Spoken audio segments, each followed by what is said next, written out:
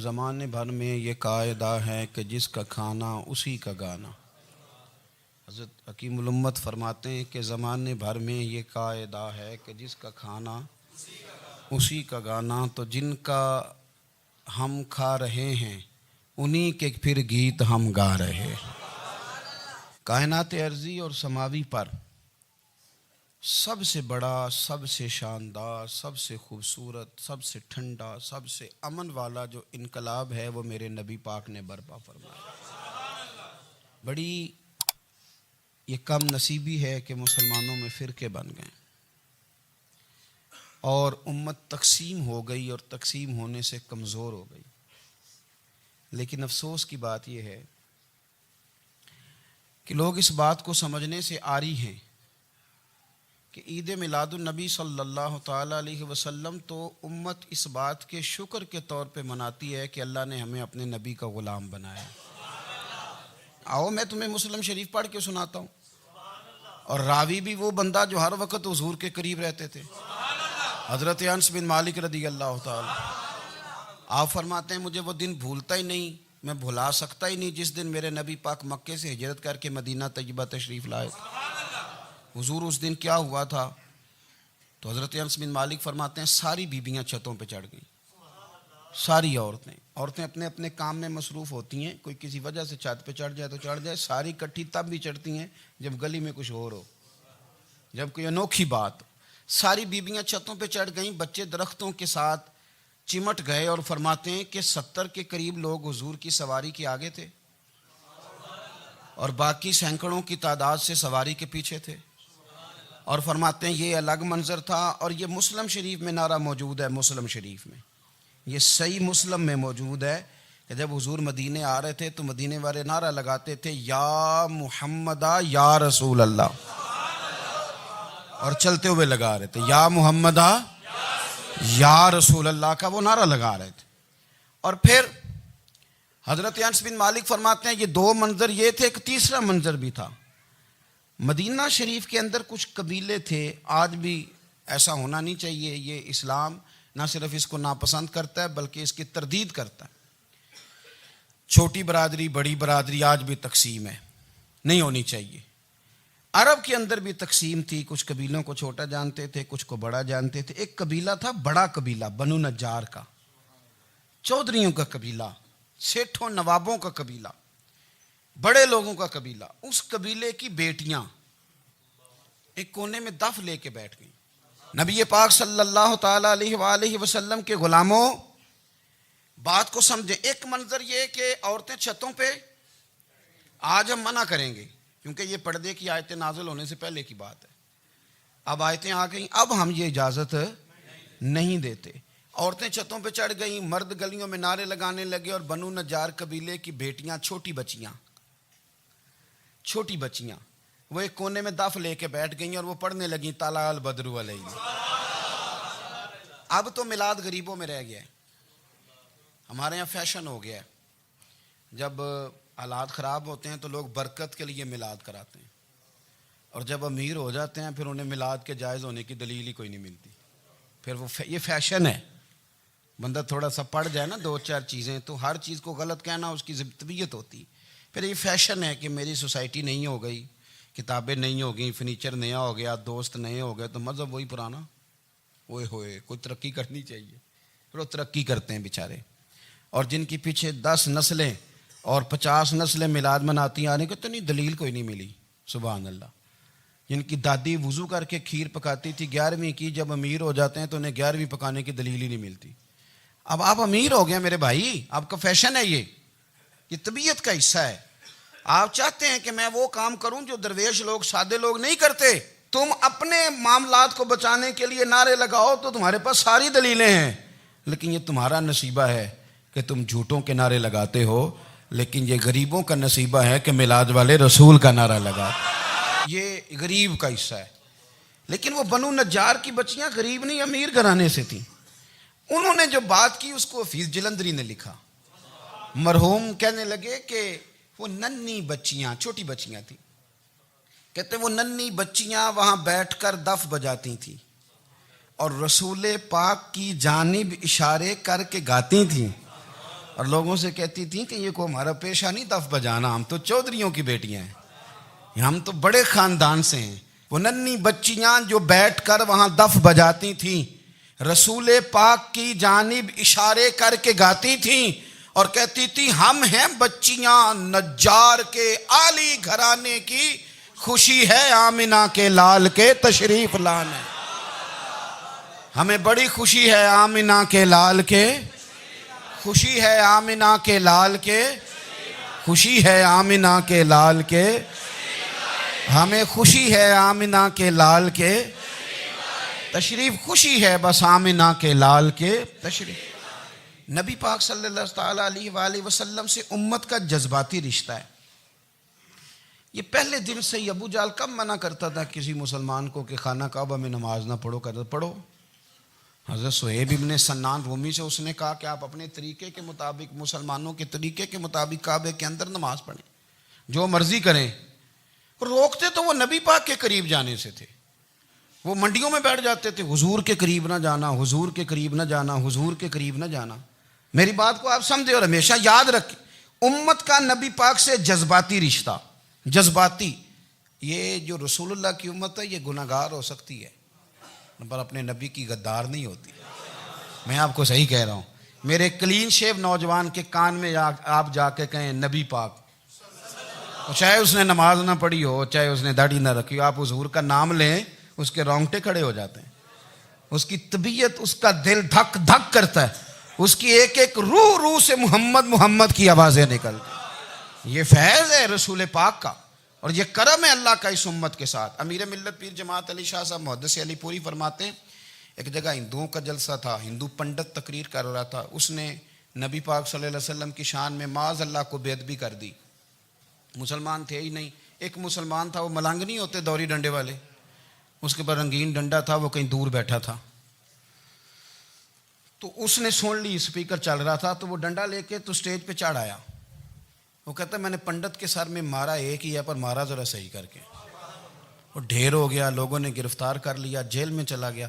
پیر صاحب کہتے ہیں میں ملنے گیا، بندے کو بسم اللہ بھی سیدھی نہیں پڑھنی آتی، سورۃ اخلاص بھی ٹھیک نہیں آتی، اسے ربنا آتینا دعا نہیں کر سکتا، ملنگ ہے۔ میں ملنے گیا اور میں نے کہا یار نہ تو نماز پڑھے، نہ داڑھی رکھے، نہ تو مسجد جائے، پر تو نے کمال کر دی۔ تو کہتے ہیں پیر صاحب چھم چھم رویا اور پنجابی میں کہنے لگا پیر صاحب میں گناہگار ہاں پر اپنے نبی دا غدار تے نہیں نا۔ یہ گناہگار اور غدار میں فرق ہوتا ہے، میں گناہگار ہوں پر یہ تو نہیں نا کسی کی ضرورت کہ میرے سامنے میرے نبی کے بارے میں بات کر جائے اور ساڈی اچھی تے سچی سرکار نو گل کر جائے۔ یہ بات آپ سمجھیں، دشمن احمد پہ شدت کیجئے، ملحدوں سے کیا مروت کیجئے، شرک ٹھہرے جس میں تعظیم رسول، اس برے مذہب پہ لعنت کیجئے، اور مثل فارض زلزلے ہوں نجد میں ذکر آیات ولادت کیجئے اور یا رسول اللہ کی کثرت کیجئے۔ نبی پاک کا پیار امت کے لیے سرمایہ حیات ہے۔ رسول پاک کے ساتھ امت کا والہانہ رشتہ ہے۔ نبی پاک کے ساتھ والے حضرت خبیب کو گرفتار کر لیا مکے والوں نے، اس وقت غربت تھی اسلام پر، مکے میں سارے لوگ کٹھے ہو گئے اور چوک میں پھانسی دینے لگے حضرت خبیب کو۔ کہنا آسان ہے، کرنا بڑا مشکل ہے، بندہ جیل میں الجھ جائے تو میں نے بڑے بڑے سیانے لوگ معافیاں مانگتے دیکھے، بڑے بڑے لوگ کہتے دیکھے ہیں کہ یہ کام بڑا، قید تنہائی بذات خود ایک مصیبت ہے۔ آپ کو اکیلا رہنا پڑ جائے نا، یہ لاک ڈاؤن ہوا ہے تو لوگ نفسیاتی مریض بن گئے، اکیلے رہنا، تنہا رہنا کوئی چھوٹا کام ہے۔ حضرت خبیب اکیلے اور مکے کا دور اور چاروں جانب کافر، اور چوک میں جب پھانسی پہ لٹکایا جانے لگا تو ابو سفیان بولے اور بول کے کہنے لگے یار بندہ کوئی کام کر کے بڑا پچھتاتا بھی ہے کہ یار نتیجہ کیا نکلا، تو معاذ اللہ آپ کا بھی نتیجہ تو پھانسی ہے، تو آپ کا کیا خیال ہے؟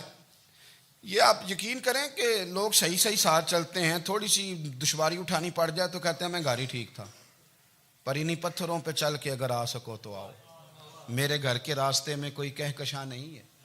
لوگ نا میٹھا میٹھا کھانا چاہتے ہیں، تھوڑا کڑوا آ جائے تو مصیبت بن جاتی ہے، کہتے ہیں سارے فلانے سے پیار کریں گے تو میں کروں گا، سارے مخالفت بھی کریں گے تو ہم انشاءاللہ پیار ہی کریں گے۔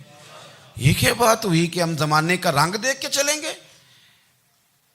اب بعض لوگ پچھتا رہے ہوتے ہیں، حضرت خبیب سے کہا، ابو سفیان نے ابھی کلمہ نہیں پڑھتے تھے، کہنے لگے تو اس وقت پھانسی پہ لٹک رہا ہے اور تیرے نبی مدینے میں اور آرام میں، اور ان کے صحابہ آرام میں، اہل بیت گھر میں، تیرے ذہن میں اگر اس وقت یہ بات ہو کہ اس وقت تیری جگہ پہ وہ ہوتے معاذ اللہ، تو پھر کیا ہوتا؟ مجمع غیروں کا، علاقہ غیروں کا، یہ ٹائم آیا تھا اب نعرہ رسالت لگانے کا، اب ٹائم آیا حضرت خبیب نے نعرہ رسالت لگانا ہے، پر لگانا کس طرح ہے کہ کافر یاد رکھیں۔ حضرت خبیب سے کہنے لگے اگر تیری جگہ حضور ہوتے تو پھر تیرا کیا خیال ہے معاذ اللہ؟ تو حضرت خبیب کہنے لگے تم ابھی بھی نہیں سمجھے؟ ٹھیک ہے میں مکے میں اکیلا ہوں، سارے لوگ مدینے میں ہیں، پر میں پچھتا نہیں رہا، میں تو فخر کر رہا ہوں، میں فخر کر رہا ہوں اس لیے کہ چوری کر کے جان نہیں دے رہا، مدینے والے کی عزت پہ جان دے رہا ہوں، میں فخر کر رہا ہوں۔ فرمایا سن، تو کہتا ہے تیری جگہ حضور ہوتے اور تم انہیں یہاں معاذ اللہ پھانسی پہ لٹکاتے۔ فرمایا سن، میں تو یہ بھی پسند نہیں کرتا کہ میں گھر میں بیٹھا ہوں اور میرے نبی کو ہلکا سا کانٹا بھی چبھ جائے، ہمارا اپنے نبی سے محبت کا رشتہ ہے، ایک کانٹا بھی حضور کے قدم مبارک میں چبھے ہمیں برداشت۔ مجمع ان کا تھا، نعرے لگ رہے تھے، ہم نے مسلمان پکڑ لیا، لیکن حضرت خبیب نے اکیلے، اللہ کرے آپ کو میری بات کی سمجھ آئے، اللہ کرے آپ کو سمجھ آئے، اکیلے جب پھانسی کے تختے کے قریب نعرہ لگایا نا کہ میں تو کانٹا بھی نہیں چبھنے دوں گا اپنے نبی کو، اب سارے ہار گئے۔ اب اس ایک جملے نے نا ان کو شکست خوردہ کر دیا، اب بول کچھ نہیں سکتے تھے، گردنیں جھک گئیں، اور جب سناٹا چھایا تو ابو سفیان ساتھ والے سے کہنے لگا باقی ساری باتیں اپنی جگہ پر ہیں، پر اصحاب محمد سے پیار تو بڑا ہی کرتے ہیں نا، اور وہ کچا رنگ للاری والا جیڑا چڑھ دا تے لیندا رہندا، اے عشق تیرے دا رنگ محمد چڑھ جائے پھر نہیں لیندا۔ کہا یار پیار تو یہ کرتے ہیں نا، اس میں کوئی شک والی بات، اس پیار سے کافر ڈرتا ہے۔ نبی پاک کے ساتھ جذباتی وابستگی، حضور کے ساتھ غلاموں کا جذباتی رشتہ، اور نبی پاک صلی اللہ تعالی علیہ وسلم کی آمد پر تشکر کے جذبات۔ امام رازی نے لکھا ہے کہ حضرت موسیٰ کلیم اللہ علیہ السلام نے تورات کی تختیوں کے اندر ایک امت کا ذکر پڑھا کہ جو امت گناہ کا ارادہ کرے گی تو گناہ لکھا نہیں جائے گا جب تک کر نہ لے، اور نیکی کا ارادہ کرے گی تو رب ان کی نیکی لکھ دے گا، اور جب وہ کر لے گی تو اللہ 10 گنا اجر عطا کرے گا، اور وہ ایسی امت ہوگی کہ جن کے چہرے قیامت کے دن نور کی طرح چمکیں گے، اور وہ امت ہوگی جن کی اللہ تعالیٰ زمین ساری پاک فرما دے گا، جہاں نماز پڑھیں گے نماز ہو جائے گی۔ یہ تذکرے پڑھ کے تو حضرت موسیٰ کلیم عرض کرنے لگے اللہ یہ امت میری بنا دے، تو رب کریم نے فرمایا کہ موسیٰ نہیں، یہ تو میرے محبوب کی امت ہے، فرمایا یہ تو میرے نبی پاک کی امت، حضور کی امت۔ اللہ اکبر۔ حضرت موسیٰ معمولی آدمی نہیں، وہ جلیل القدر پیغمبر ہیں جن کا قرآن کے ہر سپارے میں تذکرہ ہے، کہیں واضح طور پہ کہیں اشارتاً، ہر پارے میں۔ اور حضرت موسیٰ اللہ کے وہ نبی ہیں جو رب سے ڈائریکٹ باتیں کریں کوہ طور۔ کہا اے موسیٰ یہ امت تو میرے نبی کی ہے، تو حضرت موسیٰ علیہ السلام عرض کرتے ہیں، امام رازی نے لکھا ہے، کہتے ہیں اے اللہ پھر مجھے اپنی نبی کی امت میں شامل کر۔ او یار ہمیں لوگ کہتے ہیں میلاد نہ مناؤ، جس امت میں آنے کے لیے حضرت موسیٰ نے دعا مانگی، جس محبوب کی غلامی کے لیے، ہمیں تو دعا بھی کوئی نہیں مانگنی پڑی، اللہ نے فضل سے ہی مدینے والے کا غلام بنا دیا۔ تو ہم حضور کے تذکرے نہ کریں، ہم تشکر نہ کریں، ہم نبی پاک صلی اللہ تعالی وسلم کی نعت نہ پڑھیں، ہم حضور کے آنے پر جشن کا اظہار نہ کریں، ہر وہ جائز طریقہ جس سے اظہار خوشی ہو سکے وہ میلاد پہ کرنا چاہیے، اور اس کے لیے اسباب بنانے چاہیے۔ امت کا ایک جذباتی انداز ہونا چاہیے نبی پاک کے ساتھ، ایک وارفتگی، ایک ذوق، ایک طبیعت کے اندر وجدان۔ نعرہ مطلب اس طرح نہ ہو کہ بس چل رہا ہے کام، میں نہیں ہوں قائل، میں کہتا ہوں پہلے تو کوئی لگائے نا، اور پھر نعرہ جب لگتا تھا نا تو مسلمانوں کے یہاں نعرہ لگتا تھا تو بڑے بڑے لوگ کانپ جاتے تھے۔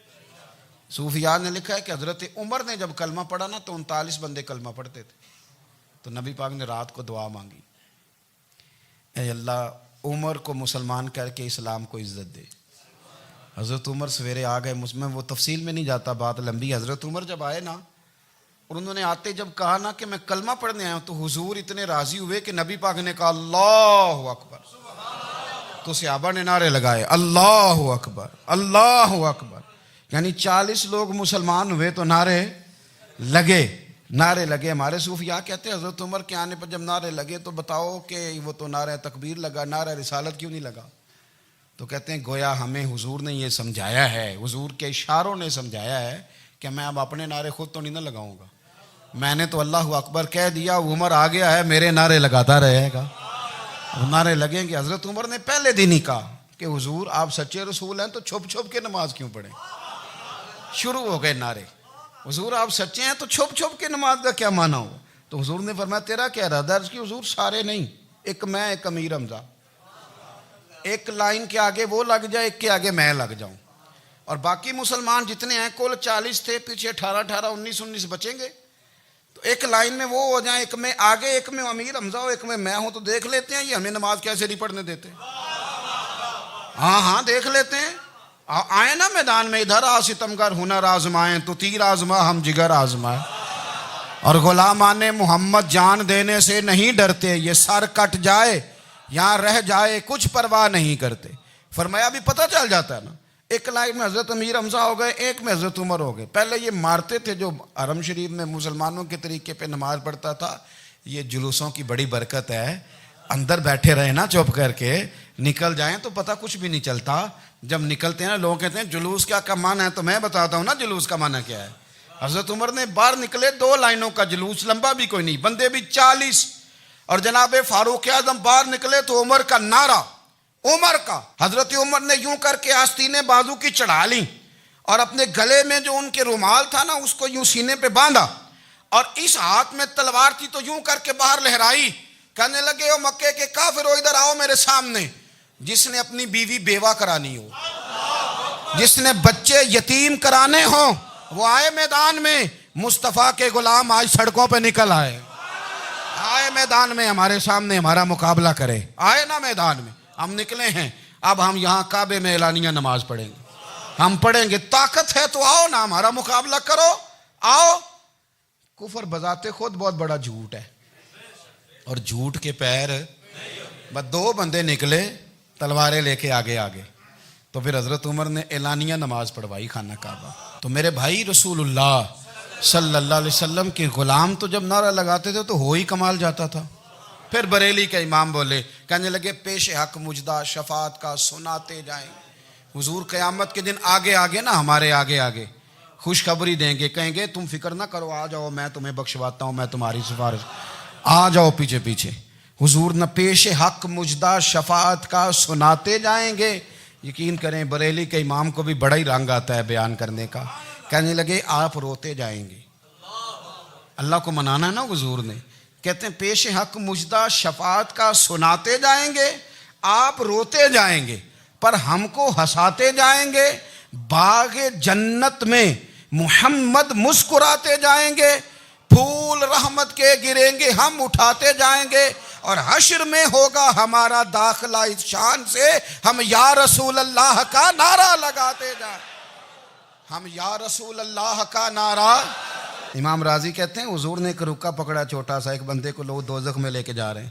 اچھا مجھے ایک بات بتاؤ، فیصلہ پہلے ہو گیا ہے، اللہ کے سامنے ہوا ہے، اور فیصلہ ہو گیا اور طے ہو گیا کہ دوزخ میں جانا ہے، وہ قریب پہنچ گئے دوزخ کے، تو حضور نے دیکھ لیا، اور بتایا کس نے؟ حضرت آدم نے۔ حضرت آدم کہنے لگے حضور وہ آپ کے غلام کو دوزخ میں لے جا رہے ہیں۔ نبی پاک آگے گئے، کیا پڑھتے ہیں ہمارے بھائی؟ حضور نے مجھے ان سے چھڑا کے چھوڑ دیا۔ نبی پاک صلی اللہ علیہ وسلم آگے گئے، فرمایا ادھر آؤ، کہاں لے کے جا رہے ہو؟ اللہ کے سامنے فیصلہ ہوا ہے نا، فرشتوں نے کیا ہے نا، فرشتے کو کسی سے بددیانتی تو نہیں نہ کرتے، فرشتوں نے جو کیا ٹھیک کیا ہے نا، کیوں لے کے جا رہے ہو؟ سونے گناہ زیادہ ہیں، نیکیاں تھوڑی ہیں، فرمایا میرے سامنے تولو۔ کسی فرشتے نے نہیں کہا کہ سونے ہم معاذ اللہ ہم کو بے ایمان ہے، ہماری کوئی سے زد چل ساڈا کو بننا سان جائے دے نال، بھائی میرا مطلب ہے صحیح تولا ہے، فیصلہ ہے، فرمایا دوبارہ تولو۔ گویا رب بھی فرماتا ہے جیسے میرا محبوب کہتا ہے ویسے ہی کر، اور کوئی نہیں دوبارہ تول لو، کوئی حرج نہیں، تولو نہ دوبارہ۔ فرشتے دوبارہ آئیں گے، انہوں نے دوبارہ تولا، ایک پلڑے میں نیکیاں ایک پلڑے میں گناہ۔ اب وہ گناہ پھر زیادہ نکلے تو نبی پاک نے نا جیب سے اتنا سا روکا نکالا، روکے کا بھی کوئی وزن ہوتا ہے، وہ حضور نے نیکیوں کے پلڑے میں رکھ دیا، نیکیاں بڑھ گئیں۔ فرشتے بھی چپ کر گئے. چلو بھائی جنت میں. میری طرح کا تھا نا پتہ سارا ہے سردار نے کیتی ہے, پتہ تو تھا نا اسے من آنم کے من دانم, تو سیدھا حضور کے قدموں سے جا لگا.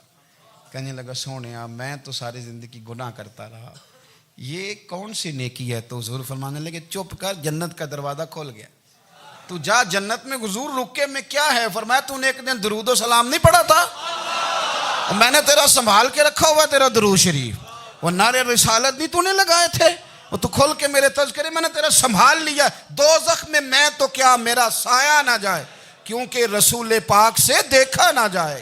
میرے رسول پاک اور میری بات سنو, میں بھی آپ کو کھانا نہیں کھلاتا, لنگر میرے سنگی کھلاتے ہیں, میرے دوست آپ کو کھانا پیش کرتے ہیں. ہر جگہ آپ جاتے ہیں تو وہاں کچھ لوگوں کی ڈیوٹی ہوتی ہے. لیکن ترمذی شریف سیاستہ کی حدیث ہے, حضرت انس نے پوچھا تھا حضور قیامت میں کہاں ملیں گے؟ فرمایا حوض کوثر پہ. حضور وہاں انس پانی پلائیں گے کہ بلال پلائیں گے کہ سہیب پلائیں گے؟ فرمایا نہیں, امت پیاسی آئے گی تو میں اپنے دست مبارک سے پانی پلاؤں. حضور وہاں نہ ملے تو فرمایا پل صراط پہ آنا, امت گزرے گی تو میں رب سلیم کی دعائیں کروں گا. تو اعلیٰ حضرت فرماتے ہیں جب حضور دعا کر رہے ہیں تو ڈرنے کی ضرورت کیا ہے؟ خدا کی رضا چاہتے ہیں دو عالم, خدا چاہتا ہے رضائے محمد, رضا اب پل سے وجد کرتے گزری کہ ہے رب سلم دعائے محمد صلی اللہ ہو. تو حضور وہاں ملاقات نہ ہوئی تو پھر اس حدیث کو بھی یہ حدیث مضبوط کر دے گی. حضور فرمانے لگے پھر میزان عمل پہ آ جانا, امت کے عمل تول رہے ہوں گے اور میں کامیابی کی دعائیں مانگ رہا ہوں گا. تو جس کے لیے حضور دعا مانگیں گے ناکام ہوگا, ناکام ہوگا. اپنے بچوں کو حضور کی محبت سکھائیں, نبی پاک صلی اللہ علیہ وسلم کی غلامی کریں. آپ کا رشتہ نبی پاک کے ساتھ مضبوط ہونا چاہیے, آپ کے تعلقات حضور کے ساتھ مضبوط ہونے چاہیے. اور آپ نے دائیں بائیں نہیں دیکھنا کہ پراپوگنڈا کیا ہے, لوگ کیا کہہ رہے ہیں. لوگوں کو دیکھ کے جو لوگ رستہ بناتے ہیں وہ پیچھے رہ جاتے ہیں. آپ نے یہ دیکھنا ہے کہ میرا حضور سے نسبت کا تعلق مضبوط ہے, کوئی کدھر جا رہا ہے اس سے ہمیں کوئی تعلق. اس وقت عالمی حالات کیا ہیں, قومی حالات کیا ہیں, معاشی حالات کیا ہیں, جرنلسٹ کیا کہہ رہے ہیں فلانے کے, ہمیں اس سے غرض نہیں ہے. ہمیں تو اتنا پتہ ہے کہ ہم نے اپنے نبی کو راضی کرنا ہے. تو اس لیے خوبصورت محافل کا ذکر کریں, خوبصورت درود شریف پڑھیں.